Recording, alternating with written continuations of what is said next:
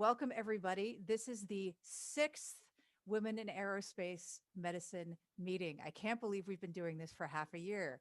That's crazy. And I want to thank you all for being a part of this, especially during this time. It was one heck of a time to start an organization, but we've had a wonderful ride. And I can't wait to meet you all in person, which I hope we can maybe do this October at the asthma conference in Colorado. But moving right along, for those of you who may not have been to a Women in Aerospace Medicine event before, welcome. We are a diversity branch or a diversity outreach of AMSRO, the Aerospace Medicine Student and Resident Organization, which is the educational branch of ASMA, the Aerospace Medicine Association, an international association. AMSRO is also international, as is WAM. Women in Aerospace Medicine is here to create opportunities for leadership, engagement, and mutual support in all female identifying people. We want more people in the room of all kinds, so all people are welcome, but we are especially geared towards those who female identify, and of course, our allies. Thank you all for being here. This is our leadership, if this is the first time that you're coming. And even if it isn't, we have a new face among our leadership. So, of course, we have Dr. Melissa Jordan to the left, Dr. Laurel Kay, who's here today, student Dr. Shilpi Ganguly, who is currently studying for her Step 1 boards, and a new face, student Dr. Caitlin McIntosh, who's going to be discussing herself later on. And then we've got Eleanor, who's going to be joining us later from the UK. And then, of course, there's me. So we are here as your leadership to help you guys and support you in all your endeavors, and especially mentorship. So please stick around afterwards, because after the conversation with Dr. Northrup, we're going to have a conversation about mentorship and how that process is being set up. We're also going to talk about setting up a quiz, sort of a quiz, an aerospace medicine quiz bowl thing, and we'll talk about what that means. And then we'll talk about our next speaker as well, who's going to discuss with us what it means to get trained up and then become a NASA flight surgeon. So that's going to be really exciting as well. But for now, we'd like to introduce Caitlin. Caitlin, are you in the room? If so, please stand up. If not, we'll introduce you at the end. I hadn't seen her log in yet. So we'll introduce Caitlin, our new team member, at the end. Ramble. So if Residents in Aerospace Medicine has a quiz bowl that takes place every year at the asthma conference. And since most of us have a goal of becoming aerospace medicine physicians someday, we can start to practice. And also it's good practice for us, for those of us who are going to take the aerospace medicine boards. So if you're interested in joining the aerospace medicine quiz team, stay afterwards and talk about that. And last announcement before we introduce Dr. Northrup is very exciting. We have an ex-woman first class among us. Student Dr. Shilpi Ganguly was accepted to the first round of a SpaceX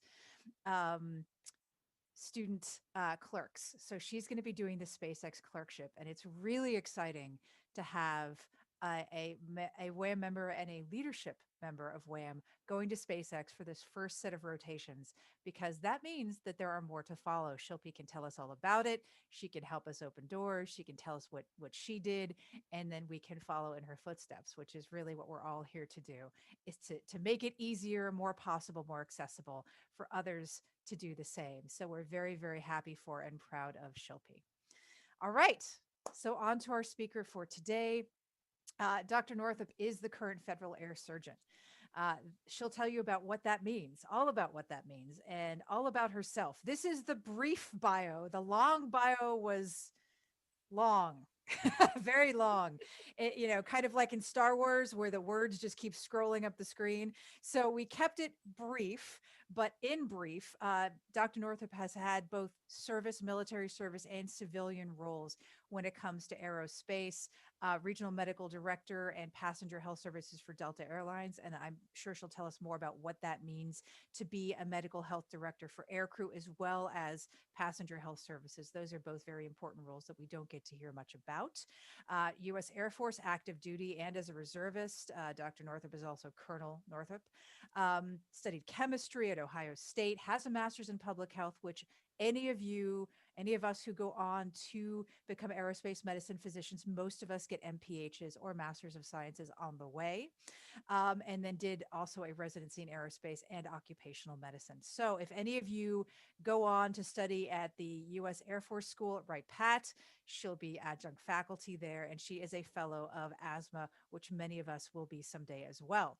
Susan also flies, and I'd love for her to tell us all about those things. Dr. Northrup, please take it away. Thank you for joining us today.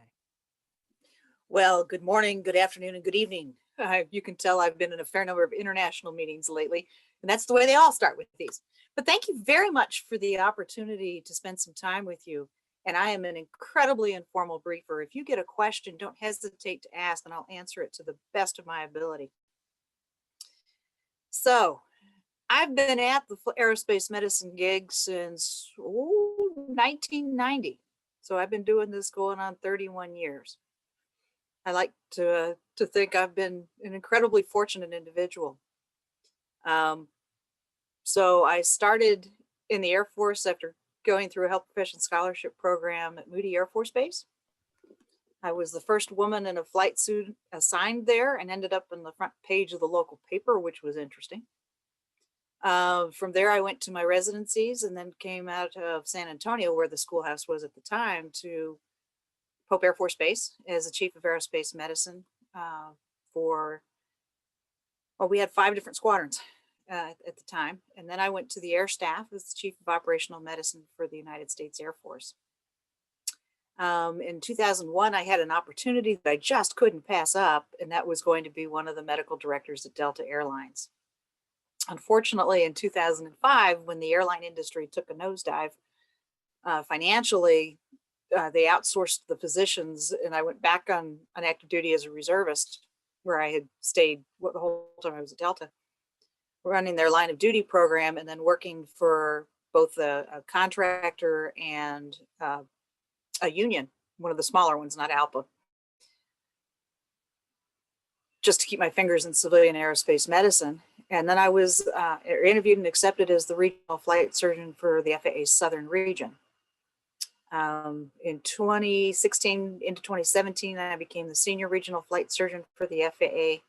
And then in January of this year, I was selected as the federal air surgeon. So I have managed to do just about everything in aerospace medicine except for hang my own shingle, to include a little bit of research.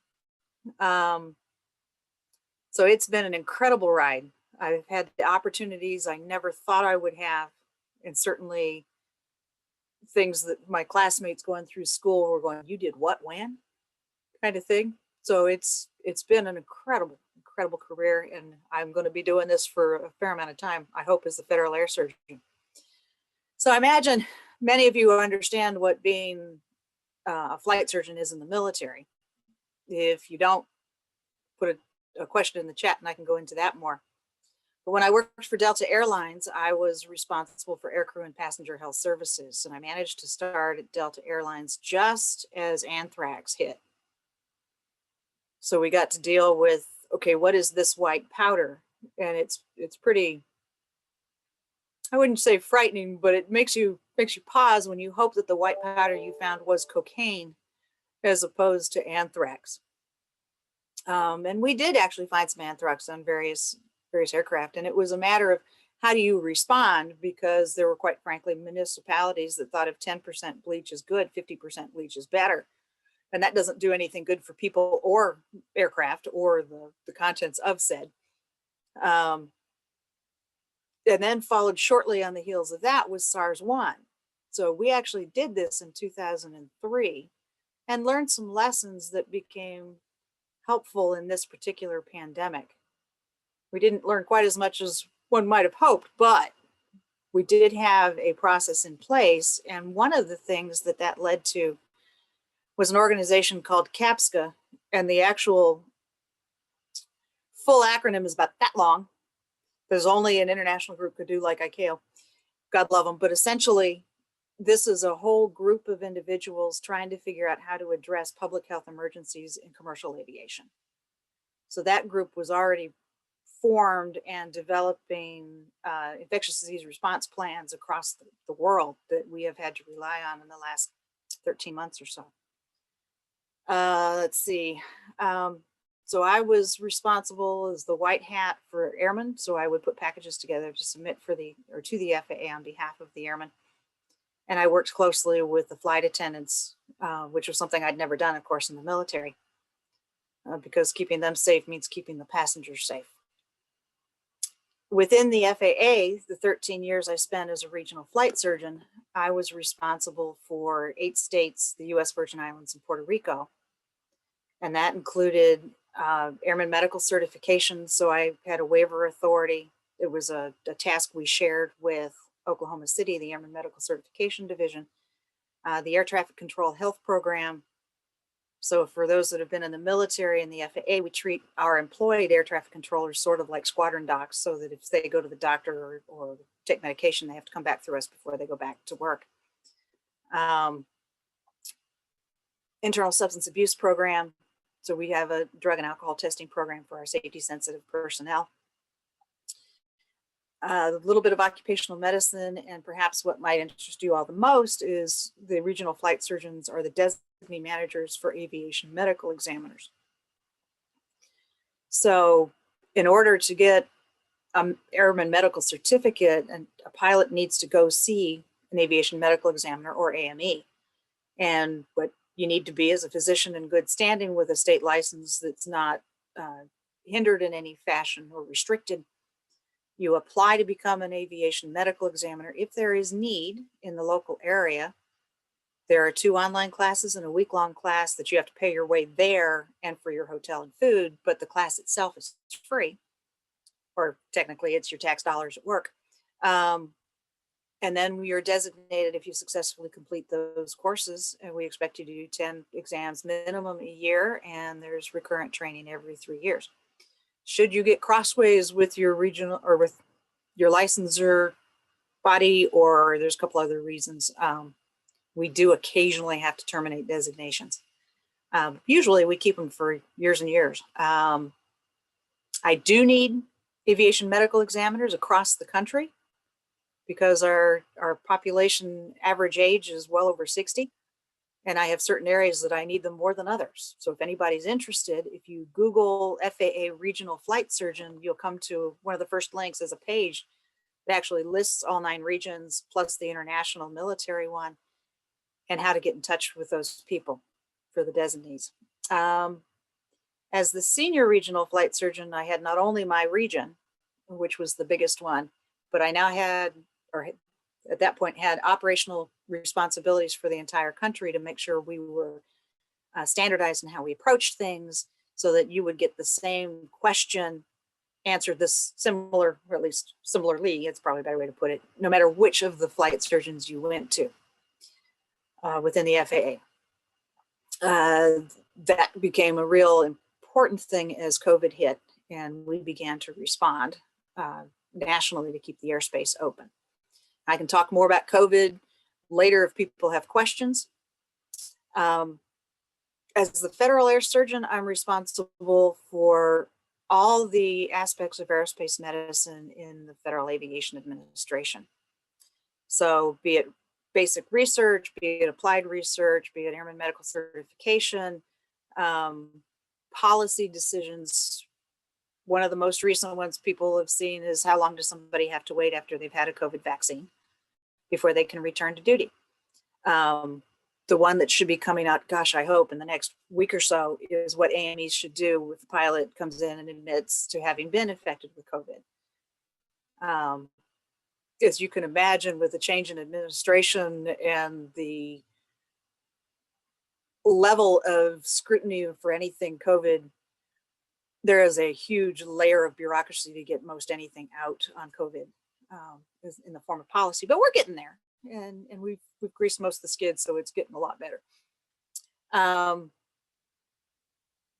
So that's sort of it in a nutshell. I've also been very active in the international response to COVID and trying to restart international and domestic travel, and what that looks like, and what one should do to create a health corridor, and where you might get a bilateral or a multilateral agreement between countries that would allow the free movement of individuals across borders. So, what else would people like to know? So, if it's okay, words like AME, aeromedical examiner, are familiar to me, but I don't know how many people they're familiar to. And whether or not AME is a full-time job, a part-time job, something that, once you take the online classes, they're online now. And last I checked, this may change any day. We were going to Oklahoma. We were actually doing the course online. It was all online. Um, then, Yes, it okay. has been virtual for a year. So we become an AME. It's more fun in person. I agree, and I was hoping it would come back in October, but long story short, you do this course, and then what? You talked about hanging out your own shingle. How do you actually go to work examining pilots, class 1, class 2, class 3 certifications? You sort of the nuts and bolts of going to work as a civilian aerospace doc, as opposed to a military or large aerospace organization like NASA, SpaceX, Boeing, things like that. All right, so for the Civilian Aviation Medical Examiner, or AME, I have them from the people that do 10 to 15 a year to the people that do a couple of thousand a year. Now, the couple thousand a year is probably a bit of a niche for people to get into. They tend to be closely located to hubs for major air carriers, but not all. So most typically it is a supplement to an existing practice, but not all.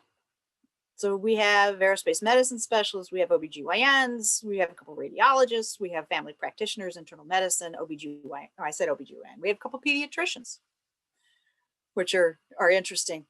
So it's in general somebody that has a love of aviation. Now, one nice side benefit, unless the IRS ever takes this away, if you're an AME and you're a pilot too, you can write off 50 hours of flight time a year, which is kind of nice. So there's some benefits there. But our AMEs are our eyes and ears. We are so dependent not just on the honesty of the airmen telling us what's really going on, and some of them are better at that than others, but we depend on the AMEs who issue on the spot about 95% of all certificates. It may require some additional back and forth, but you can build that into a full-time career. And we have several that have. We can get you hooked up with them if people are interested. You typically have to wait 2 to 3 years to be designated a senior AME, so you demonstrate at the 2nd and 3rd level before we put you as senior and doing first class airman. We have a subset of those that are also employee designated AMEs. So those are individuals that perform exams on FAA employees, and we pay directly for those. And then there's what's called HIMSS AMEs, Human Intervention Motivation Studies. So these are the folks that deal with substance related disorders in airmen or air traffic controllers, and our SSRI, so our antidepressant arms, selective serotonin reuptake inhibitors. Slightly higher level of training, and that has a separate training tail. So for there's a question in the chat. Do you have to have passed a specialty board to take the course? No. You have to be licensed. And you have to have a practice address where you actually would do these, because we approve individuals to perform exams at a specific location. You can't have more than one, but you can't move without telling us. And we do visit AMEs every 5 years. What kinds of research do I manage to oversee in my role? Oh, we're doing everything from genomics to survivability and crashes to education and training. We just got approval for this huge new wave pool that's going to be built in Oklahoma City, where we can get waves 4 to 5 feet in height, all kinds of big fans and deep it's going to be exciting. We do toxicology research. We do mishap prevention, seat survivability, crash survivability. Recent genomics ones was they're looking or trying to find markers for sleep apnea, which could be intriguing. All kinds of possibilities. One of the areas we are in the process of standing up is future facing. So what do we want to look like in 5, 10, 20 years? And how can we adjust our systems to be agile and respond? Because as most of you know, computer systems outdated the minute the switch is thrown to turn it on. So how do we make sure that we are keeping up and actually getting ahead so we can do really good research and surveillance of populations based on what we have? Because our older systems, quite frankly, are not terribly searchable. So it's difficult to say, okay, I want to know how many people with a first-class airman certificate that are taking this medication for whatever reason.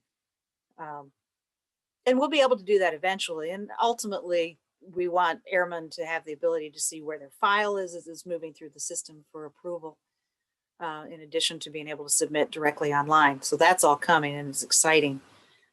There's a question, does it matter which specialty you are boarded in? And no, it doesn't.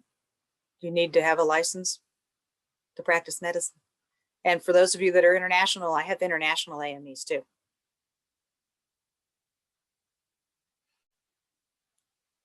So did I answer your full question, Shana? So yeah, no, I appreciate that. And, I know it's very basic, but for those who may not be familiar with it, would you like to go over the pilot classes at some point before I ask Sophie to unmute herself and ask her question and Caitlin to do the same? Okay, yeah. So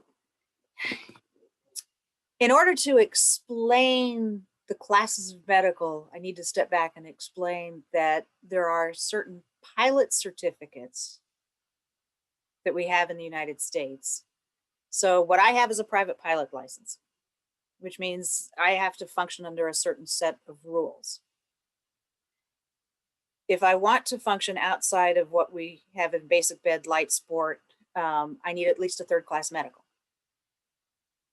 So that's Part 91, unscheduled. I'm not being paid to fly. I'm getting in an airplane and flying from point A to point B, or I'm just going up shooting patterns. I have to have a third-class medical that's valid.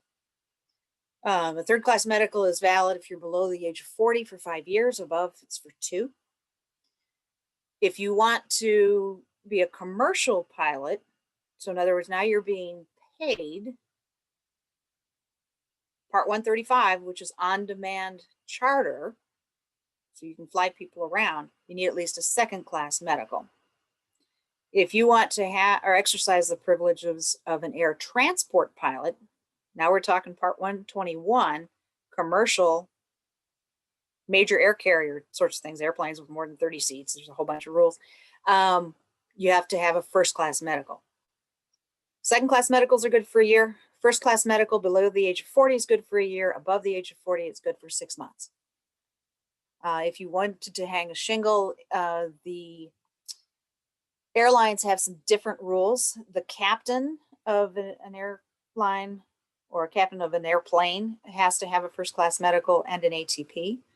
Technically, the first officer does not have to have ATP, so he could have a second class, although in practice, all of them have ATPs and checkoffs in the aircraft that they've got. And if it's international with an augmented crew, everybody on the crew has to have a first class and an ATP, because there are times when the captain is in his rest period and it's the 2 first officers that are flying. That leads probably more than you wanted to know, but yeah. No, that's great. And that leads well into Sophie's question. Sophie, would you like to unmute yourself and ask? Sure. Hi. Can you hear me? Yes. Oh, okay, perfect. Hi, I'm Sophie. I'm from Germany. And you do hear a lot about medical examiners, but not as much about medical directors for airlines. So I was wondering if you could go into more detail about that. what your job was like. What topics did you work on a daily basis? What did you have to do there? And is there any cooperation between airlines? Because I feel like, well, if it's commercial, you're going to be all on your own. Are you going to figure out the situations yourself? Do you talk to medical directors from other airlines? How does that work? Sure. So Very long question. unfortunately, there aren't as many airline medical directors employed directly by the airlines these days. It used to be very common. Every airline had at least one, if not, two or three. But they do have contracted services at all the major air carriers now, and most European airlines still have doctors. So yes, there's an organization, and they just changed the title. It used to be Airline Medical Directors Association, and it's a new one.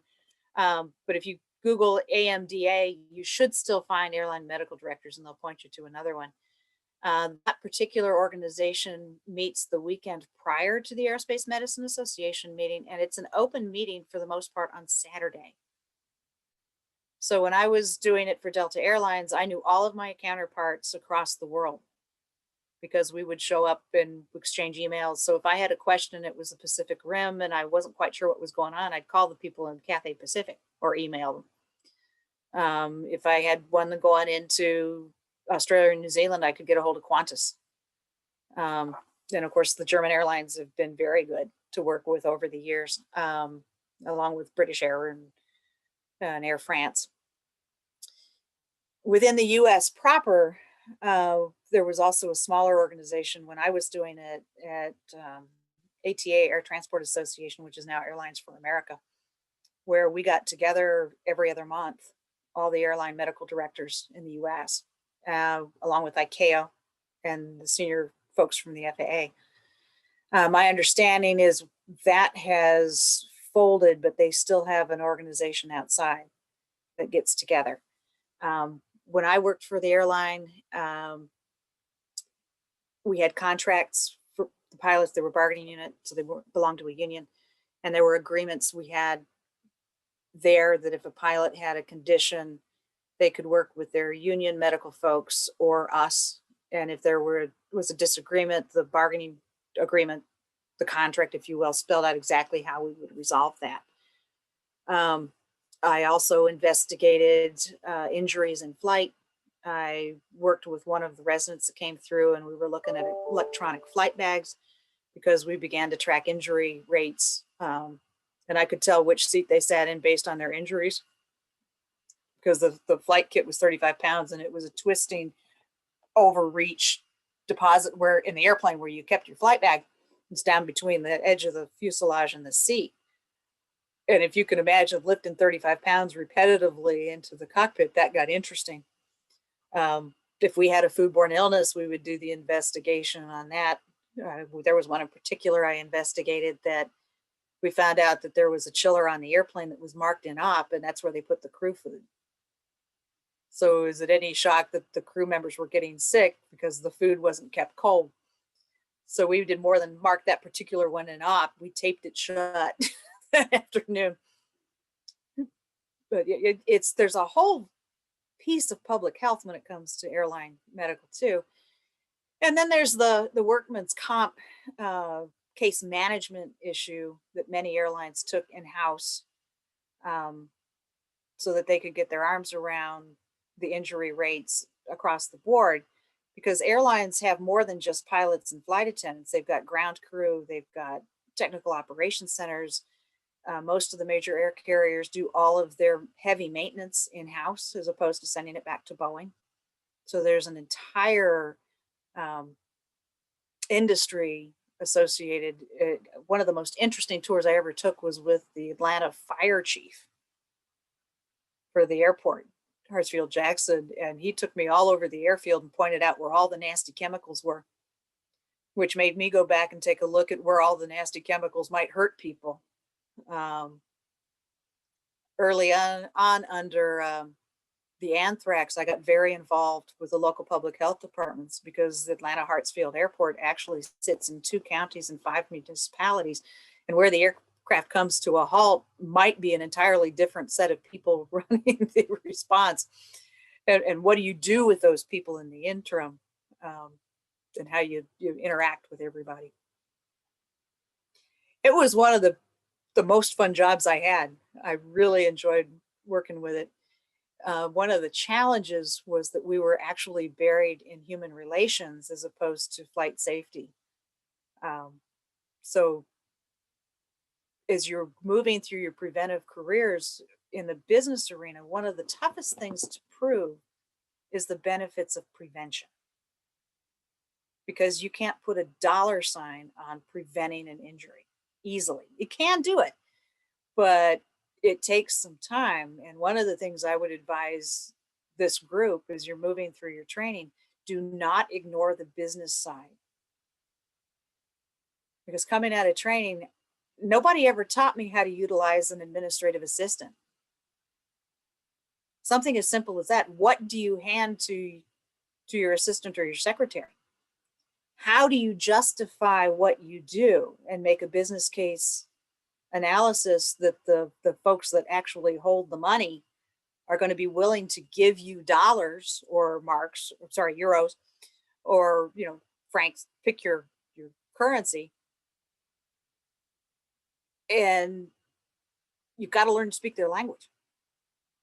I had to learn what a revenue passenger seat mile was and what the cost was associated with that, because I would argue for resources based on that.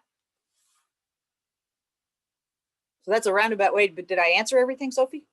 I think you did. Thank you so much for the elaborate answer. I have so many more questions, but there are more, so we should go on to those. Thank you. I see that we also have a question from Roxy in the chat. Roxy, are you able to unmute yourself? Yeah, hi, thank you. Perfect. Go ahead. Yeah, so my question is more related to the research side of your job, Dr. Northrup. I was just interested in whether or not you work very closely with academic researchers, or does the FAA do most of its aerospace medical research in-house? What's the collaborative environment there? So we do both. We do some of it in-house and we finance some of it out of house. And certainly we work closely with several universities, and we're looking to do more of that. For instance, there's some things that would be challenging to do inside a government agency that a research organization outside would be better or more suited for it. And we rely on other government agencies too. We've got a body that supports all of the U.S. federal research arms, and they meet at least once a year, if not twice. Not only to try to leverage the best assets we can find, but to make sure we're not duplicating effort. So our cabin air quality bit, we've been working with, I think it's 3 different universities.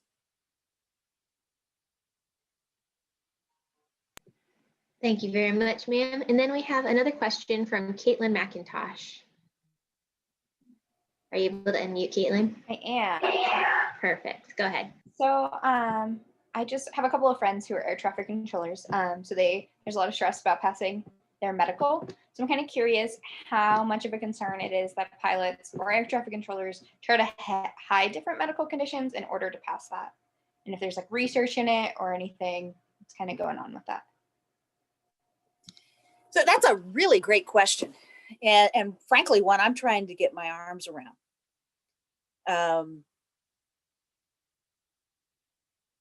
The entire system of medical certification in the United States is based on honesty of the individual making the application. And in fact, when they sign the form, they attest to everything on the form is complete and truthful. Failing to do that is in fact punishable in criminal court. It doesn't happen often. And when it does, it's a long drawn out process that takes a lot of time on everybody's part. So it happens. You may have heard about 4 pilots that were indicted in San Francisco about 2 years ago for failing to disclose their military disabilities. And they were all, well, one of them is still in process. 2 of them settled and 1 was found guilty. But that was just the 4 they chose to indict. They found another 70 some odd that we had to interact with, shall we say. Enforcement actions are one of the areas that, you know, I hate denying pilots.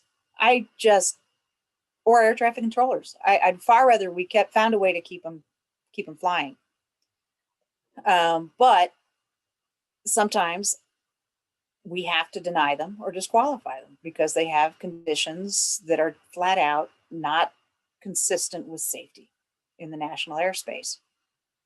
And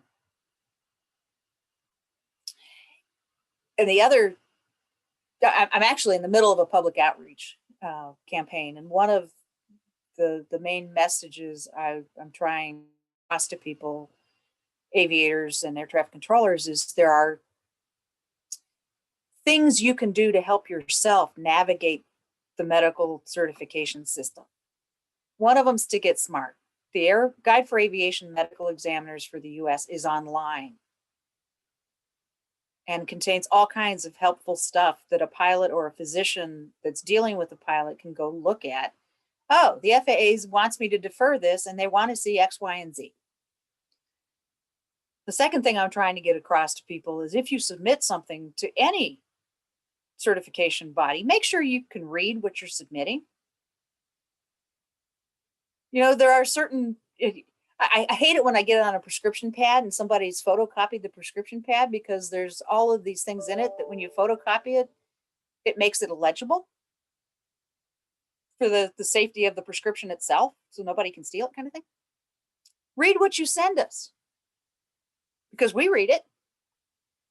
And if you forgot to tell us about the fact you had recurrent kidney stones, and that's a specific question on the front of the form, now we're going to ask a lot more questions about the kidney stones. And by the way, you just falsified.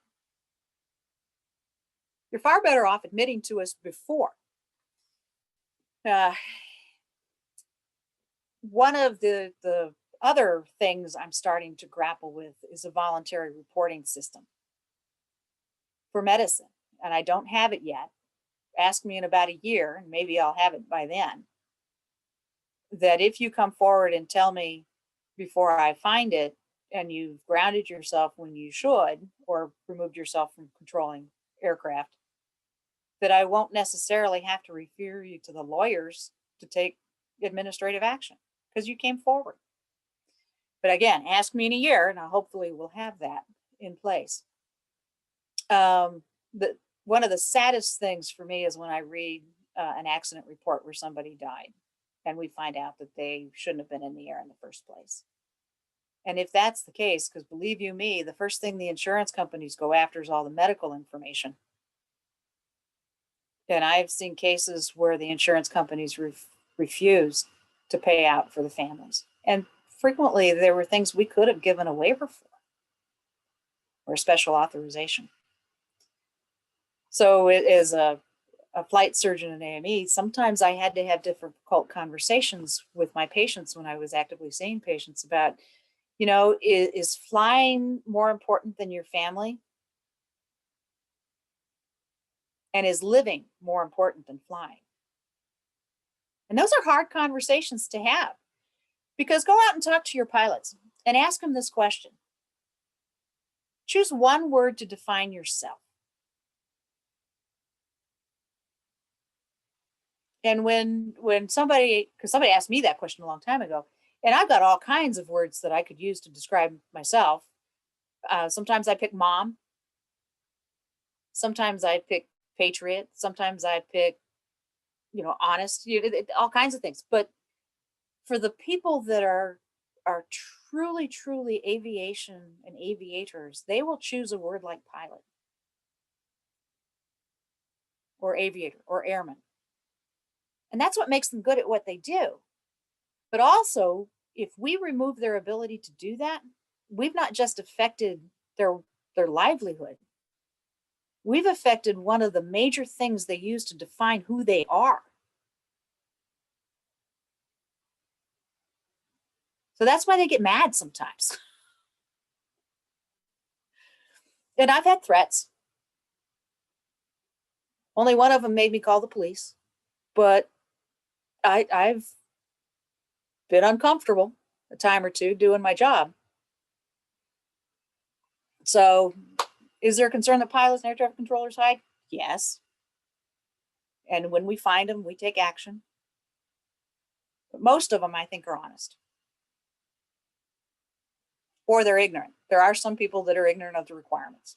And then it's our job as aerospace medicine professionals to reach out and educate the populations that are around us.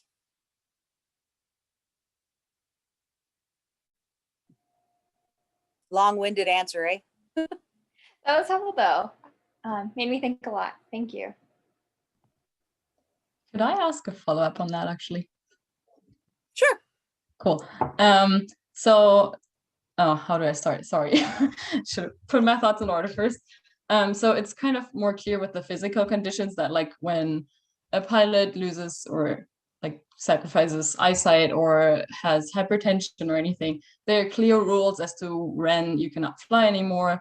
But I wanted to kind of touch on the topic of psychiatric disorders or conditions where it's maybe sometimes not as clear when they cannot fly or not. Say a pilot has a light depression, but it can be treated with medication. Is that already like, are there strict regulations for that? Because I know from the European ones, it always just says, I think the specialist has to evaluate the patient. And so a pilot would not know, am I going to be disqualified or not? So maybe there's also, that would also keep them from going to their AME in the first place. How? Well, you're right. You're right. So when I was working for an airline before the United States had an SSRI policy, and most countries do have an antidepressant single-use medication. Typically, it's one of the more stable SSRIs, selective serotonin reuptake inhibitors, like Prozac. But prior to that, I had this conversation with the then federal air surgeon. I said, but sir, depressed pilots or fill in mental health are in one of four realms. And the likelihood is a significant percentage of us will have a period of depression or anxiety at some point in our life. That's just fact. You've got the pilots that are untreated and still flying. You have the pilots that are minimally treated or taking St. John's wort or some other natural remedy. You have the pilots that are treated and not telling us. Then we had, at the time, the pilots that are treated and are grounded. And these people are being followed and followed closely. So which of those four people are you more concerned about? It isn't the one being treated. So we got our SSRI policy about 10 years ago, and it's been pretty successful. Now, there have been hiccups in the process, and it's getting better, and we're actually looking at a couple more medications that we might add to the possibilities within the US proper. We haven't done it yet. I'm actually, if anybody's in the DC metropolitan area and interested in an internship this summer, I've asked for an intern to help us look at the data that we have for the 10 years worth of information. Sorry, can't come to the US. Not right now, but you know, it's one of those things. And those of us that are federal air surgeons and the equivalent in the CAA and across, I talk to EASA folks pretty routinely as well. We've all got similar issues. So there's a potential to get people to help us look at the information that we have. There are certain conditions that are flat out, we're never going to approve in the United States unless you can prove your diagnosis was wrong. So a psychosis that's not compliments of being in the ICU on all kinds of medications. We had an individual decide to leave the cockpit and start preaching up and down the aisles on an airplane several years ago. Yeah, he's not flying. We get nervous about bipolar folks. We get nervous about personality disorders that manifest in frequent overt acts because we worry about those individuals' ability to accept authority. And if an air traffic controller tells you to go somewhere in particular and it's your day to just, I'm questioning that authority, you know, that's a little on the concerning side, as it were. But we are getting ready to have a series of summits to look at some of these issues. We had a very successful one about 2.5 years ago on oncology, where we had world experts come in and talk to us about the latest and greatest treatments for the common cancers in particular. And even in some of these stage 3 and 4 cancers, is there a potential that we can get them back in the air? And the answer is yes, because the current treatments are just astounding on their ability to get what used to be a death sentence into some form of control and no longer measurable. So we do recurrently go back and look at these issues and see if there's a way. We recently liberalized our diabetes standards. There is a path for insulin-dependent diabetics to get back in the cockpit for a major air carrier in the United States now. That would have been unheard of even 5 years ago.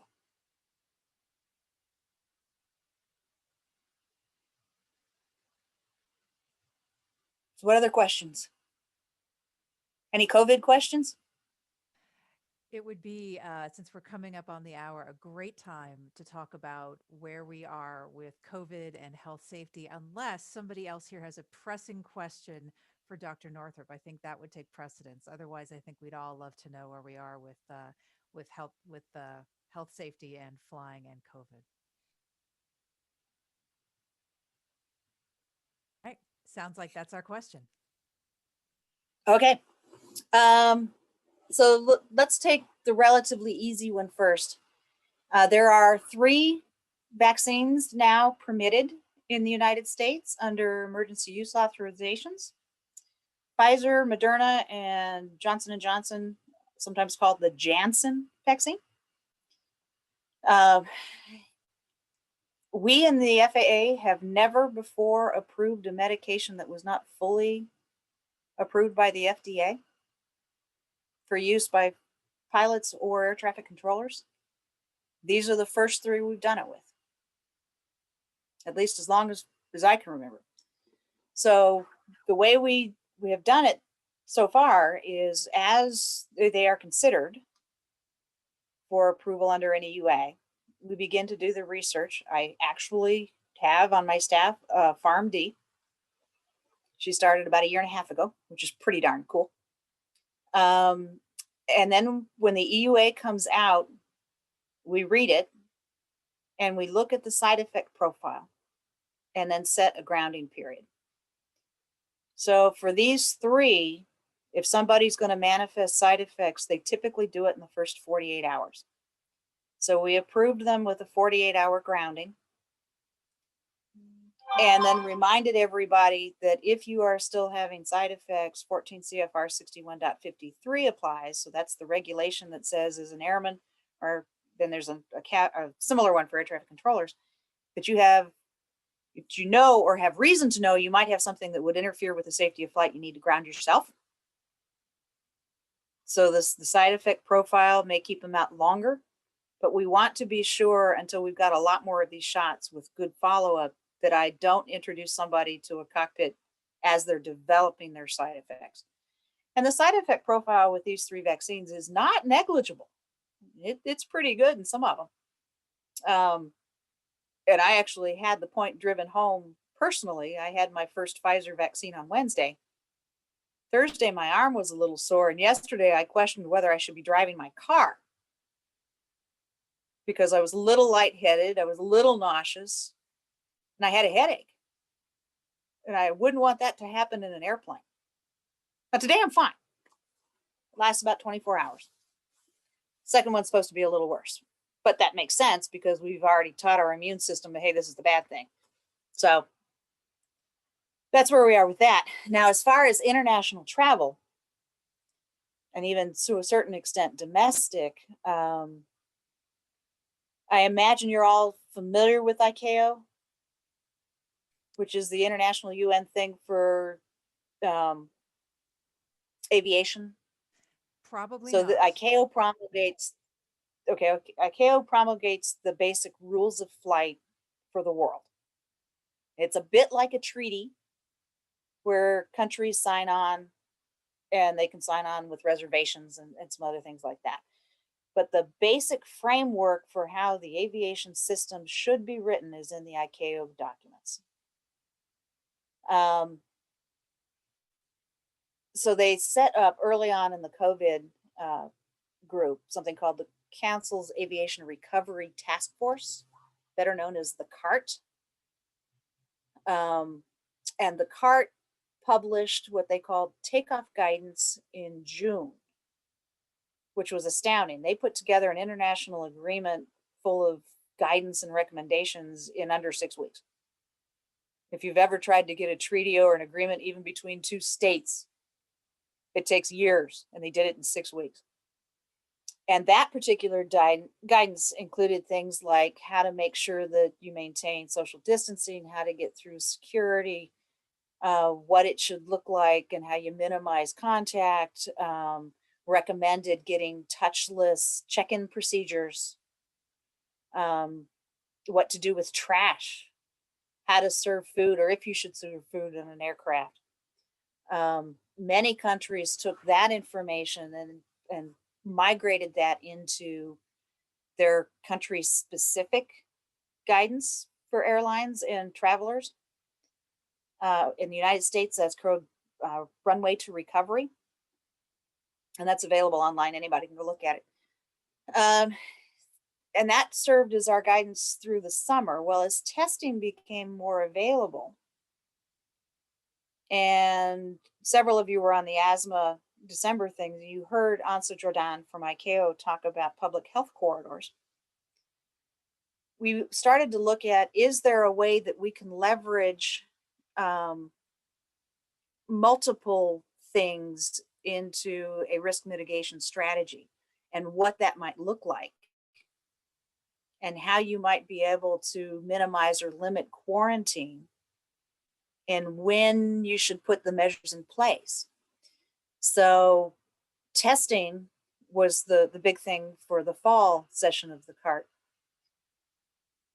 And we developed, using modeling from Boeing, Airbus, one of the groups in the UK, there's a gentleman by the name of Nick Gent from the Public Health Service there that was part of this. And we developed sort of a strategy where nations could pick, we want to do this, this, and this will get us to that. So out of that research and those documents came the recommendation to test people between 48 and 72 hours prior to travel. So we were worried about the transmission and the transmigration of COVID. So transmission in flight, that's why you get a test before flight. And then transmigration of the disease. In this case, we're beginning to worry about variants, right? From one country to another. And can you take the quarantine from 14 days to something less? So one of the things we discovered leading up to this in the fall is it's pretty close doing a pre-departure test, quarantining for 5 to 7 days, testing, and then if you're negative, letting people go, percentage-wise, to a full 14-day quarantine. But the beauty of all of these recommendations were it's up to the nation states to determine what their risk tolerance is and which levels they want to put in to their program. And then they can reasonably enter agreements either on a bilateral or a multilateral scheme to open borders. So as a, for instance, if you're Costa Rica and your primary economic asset is tourism, might you be more willing to risk getting a few cases of COVID to get people to start coming and spending their money and buy things there. Whereas if you're Australia and you kept your incidence really, really, really low, and they did, Australia and New Zealand did an amazing job of keeping it out of their country, but they did it by full up quarantines, because almost all of their cases were imported from travelers. And then there's the US, where we did sort of a hybrid and didn't introduce testing requirements until January 21st or so. Now, the third session of CART, and by the way, CAPSCA, the group I mentioned with all of the, it's regulators and public health authorities and industry. There's some bargaining units, so ALPA's represented. It's an incredible group of minds looking at the science. We feed into the CART process. CART 3, which was approved by the council yesterday, as a matter of fact, so this is late breaking news, layers in the potential for vaccine and how vaccine might mitigate both transmission and transmigration of disease. The WHO is being cautious. They've got a work group that's hopefully going to release some recommendations on travel documents for vaccines by May. Fingers crossed, that we need that pretty badly. But at least we've introduced it into CART 3 to get crew members and to recommend vaccinations as a potential. There are already public health corridors set up between about 12 different countries with varying requirements in it that will allow individuals who are fully vaccinated, usually with a negative test, to avoid quarantine. The most open one is between Israel and Greece right now, although there's several others, like Cyprus in the UK has one that they're using, and we'll see where it goes from there. But I would anticipate our CAPSCA manual, the updated version, is going to the editors next week, and we'll include some guidance on that. But that particular document is an ICAO manual that you can download called the Testing and Cross-Border Mitigation Measures, Risk Mitigation Measures. Sorry, I left the R out. So that's where we stand. I work very closely with the CDC and several other bodies. One of the things that happened during this, some of you may remember that last March, the Midway Tower was closed for 8 days in Chicago.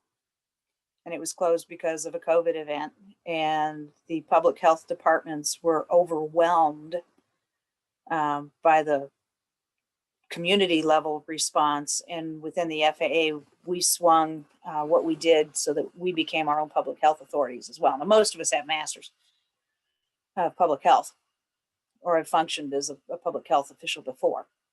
So we've been internally doing our own contact tracing and recommendations for cleaning. And it's been really interesting to watch this evolve over time. In many ways. So that's, wow, I took you past the top of the hour. Sorry about that. No, that's okay. We are building this plane as we fly it. And there's a lot of moving parts. And thank you for elucidating those. Before we go. Oh, you asked me a question.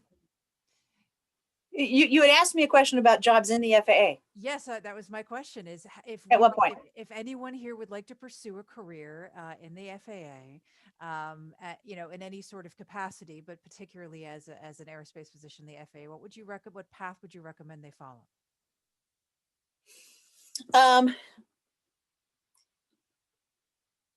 Do well is the beginning. Look at what you're doing. Right now, we have about 50 physicians in the FAA. Most of us are aerospace medicine boarded, but not all by any stretch. Let's see. Typically, if you're interested in a federal job, you can go to, in the US, go to usajobs.gov and you can ask the system to alert for physician positions, and those would be sometimes FB 0602. So that's the physician specialty code for the federal government. Again, 0602. And if you're specifically interested in a job with the FAA right now, because we have direct hire authority, send us a resume.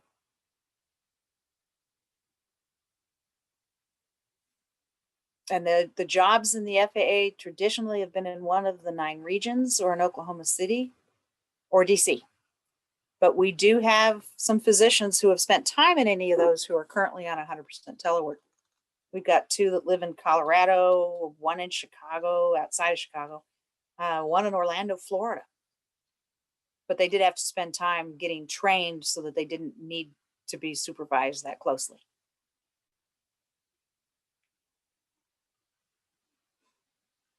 And if anyone's interested in that internship working through data with you over the summer, should their resume go to you? Feel free to send one to me. And as soon as I see the posting, I'm not sure which venue they're going to post the job through. Typically it's USA Jobs, but as my college student son recently pointed out, there are several internships that are being announced through his school on different platforms. Well, that sounds good. Thank you so much for coming today. Anybody have any final questions for Dr. Northrup? And if they Well, come thank up- you, everybody. This is an incredibly vibrant time to be involved in aerospace medicine. We're on the crux of so many things, be it travel in space to how are we going to handle unmanned aerial systems that carry people? And what do we do with the person actuating the controls that's not in the airplane? Do they need physical standards? Those are some of the things we're grappling with. Is there a new way to look at color vision? I took an online course recently that they asked me up front, do you need the version for yellow, green, or yellow, blue, or red, green color deficiency? Could have knocked me over with a feather. But keep in touch, support each other. Most importantly, right now, stay safe. We will. I do have one final question. Is the FAA going to be medically responsible for space tourists? Probably not. We have some recommendations. The Aerospace Medicine Association has some recommendations for space tourism. We do have responsibility for the people operating, if they're not NASA or military, because they're flying through our airspace to get there. Who will be medically responsible for space tourists? Do you know? I would imagine it's going to be the provider of the lift, if you will, and the people that ensure that would be my guess. Now, I've also seen people use our certificates for things other than intended. And what I mean by that is there's a motorboat racing organization that used to make their people get an FAA medical. They stopped that, thank heavens. But tandem jump folks, parachutists, the U.S. Parachuting Association requires them to get a second-class medical if they're tandem jumping. That's not an FAA requirement. That's their requirement, and they're using our certificate to do it. So, they might do something like that, but I would be surprised if anybody taking passengers into space doesn't have some sort of physical setup to do that. If you ever get a chance, get Jim Vanderploeg on here and get him to talk about taking Stephen Hawking's on a couple of rides. Yeah, that's a great story. They turned their Yep. parabolic flight into an ICU. It's quite a thing. Yep. Yep. Yeah, their goal was something like 6 parabolas, and they ended up doing almost 30. Right. Because he Yeah. was having so much fun, he could move. He was having so much fun that he didn't want to stop, and they said, "Okay, sir," and they just kept right on going. Yeah, we'll try to get Jim on here at some point. Well, thank you so much for coming. We really appreciate your time, and hopefully we'll be able to send somebody your way for that internship or any other positions that come up. Keep us in mind. Well, like I said, this is the first one we're going to try. I've got so much.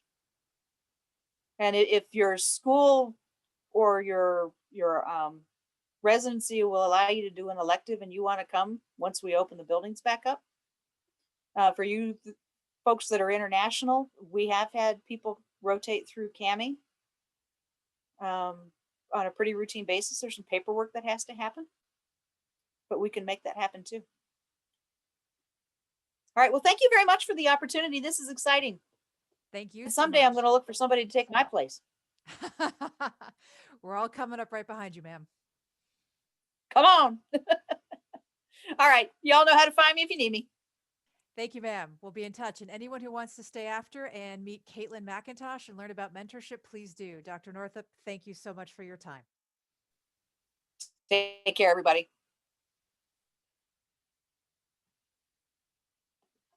All right. For those of you staying, up next, next talk is going to be by Dr. Amy Krakis. Her talk is going to be titled "From Training to NASA: How She Became a NASA Flight Surgeon," and we're really looking forward to that talk. And then Caitlin McIntosh, one of the brand new member of our leadership team, is going to introduce herself and tell us about how our mentorship program is going to work. Caitlin, take it away. All right, so just a little bit about me. So I'm super excited to be on board and help get the mentorship program started. I do come from a little bit of a different background than a lot of people. I am currently an aerospace engineer working life support on Orion here in Colorado. And let's see, I huge passions for human spaceflight and just supporting women in STEM.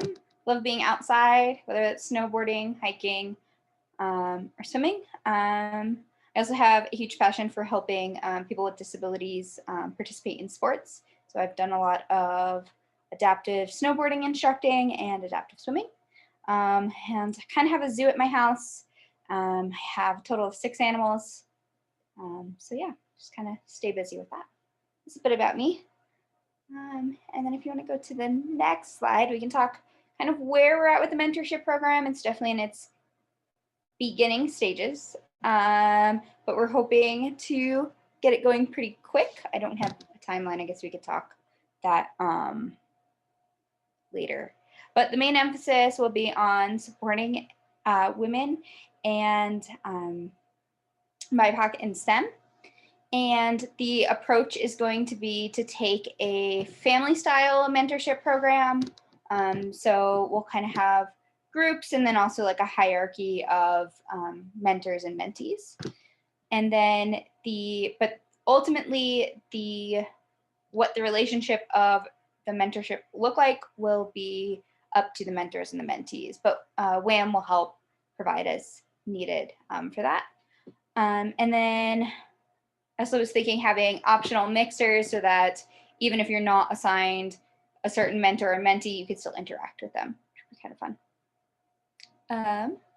And then in short, the pairing will go through a short application, which will be used to help match, and the participants will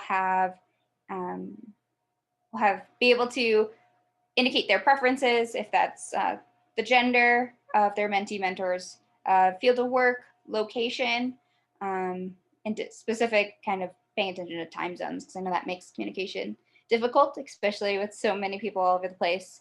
But right now, we are currently in the process of seeking out mentors. So if you do want to be a mentor or know someone, awesome if you could reach out. Yeah.